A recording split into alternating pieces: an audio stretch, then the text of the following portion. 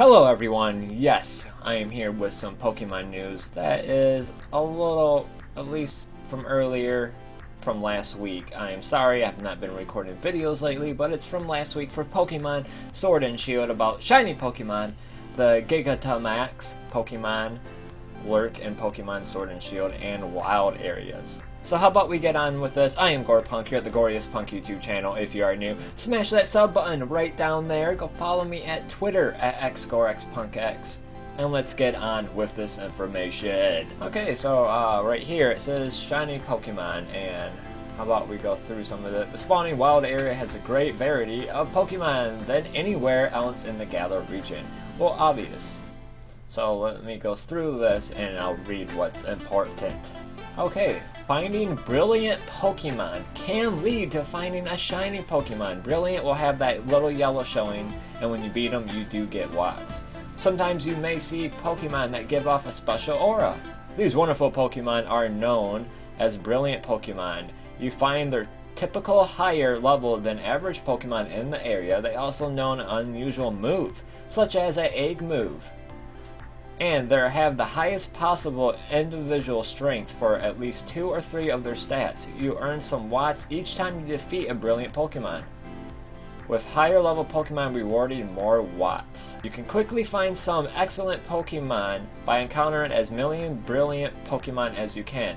As you catch or defeat more and more Pokemon of the same species, you gradually become more likely to find a brilliant Pokemon and a shiny Pokemon of that species in the future. You don't need to find these Pokemon over and over in a row. You can see how many times you encounter a species by checking your Pokedex, and that depends if you battled it.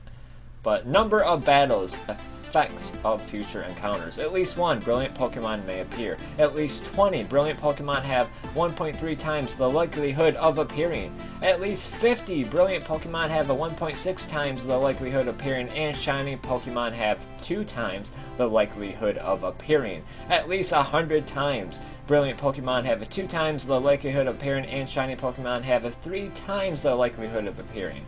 At least 200 times, shiny Pokemon have 4 times the likelihood of appearing. 300 times, shiny Pokemon have the 5 times likelihood of appearing, and at 500 times, shiny Pokemon have a 6 times the likelihood of appearing. So that's for brilliant and number of battles. So at least 1, you gotta at least fight 1 and kill it to probably see the brilliant Aurora comes up. Sometimes I've seen Aurora without it, but I don't remember if I fought it before because it's once in a while. But right here, once you encounter the species of Pokemon 100 times, you'll max out your chance of finding a brilliant Pokemon of that same species at double the original odds. The odds of finding a shiny Pokemon of that species won't max out until whopping 500 encounters, where you'll have 6 times the normal odds. Those odds are still pretty long. So if you're crazy about shiny Pokemon, it's a good idea to work toward completing your Pokedex and earning the shiny charm. Okay, here's fishing for brilliant Pokemon. I've never seen a fishing brilliant, but I have only fished like 5 times in the game so far, if you guys notice where I'm at in the game. But yes, you can also find brilliant Pokemon by fishing in the wild area. Successful hooks. 0 out of 2 brilliant Pokemon may appear. 3 out of 6 brilliant Pokemon have a 1.3 chance of likelihood of appearing. 7 out of 14 brilliant Pokemon have a 3.3 times of appearing. And 15 out of 24 brilliant Pokemon have a 6.6 times of appearing. And 25 or higher brilliant Pokemon have a 16.6 likelihood of appearing. If you keep getting bites and defeating your catches, you'll start to find more and more brilliant Pokemon. But beware, if you fail to reel a Pokemon in, or if you catch a Pokemon, run away from a Pokemon, or leave the area, or turn off your game, then the chain will break. That's pretty much for anything if you're doing for shiny. After 25 successful hooks, same as 25 defeating, that's when the chain. You'll cap out at over 16 times or odds of finding a brilliant Pokemon, so it can be quite rewarding to build up a big streak. So here's max raid battles, if you can't tell, and let's see what is special in this info about max raids. So the wild area is full of what we know as Pokemon dens, which is Pokemon raids, where the raids are.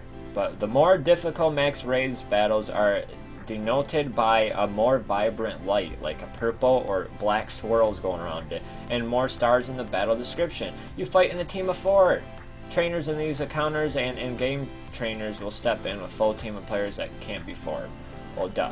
And we also know when you win a max raid battle, you have a chance to catch the Pokemon you defeated. Sometimes they'll have hidden abilities or high strengths. The chances of this will increase with difficult of max raid battle. You also earn game rewards. We already know all this because this was released a while ago. Once you acquire more gym badges, you'll start to see dens emitting stronger purple light, pillars of light.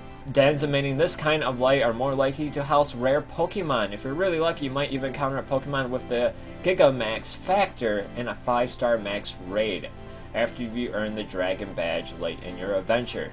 And we already know that you can put a wishing star in a den to activate another den, but if you save right before you put the star in and put your text on slow, so when you put a wishing star in a den, it will start popping up the beam. If you have your text on slow, it's a lot easier to do this. Right when you see the beam, and if you save before it, and if it's not like a purple beam or black swirling around it, exit your game, restart your game, and just keep on doing it over and over. It could take hours to find you an awesome Dynamax Pokemon or whatever, but if you put your text on slow so it'll be easier, right when you put the wishing star in, you'll see the beam come out, and you'll know if it's purple or like bright with the black swirl around it, and if it's not that, just shut off your game, restart it.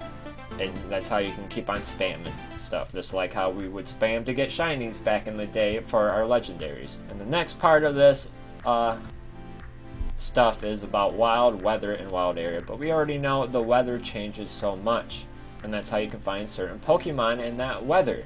Like I've been looking for the Vanilla Light ice cream cone, and after 2 days of hunting one, the weather will change to an area where I can't even catch that Pokemon because it's too high of a number.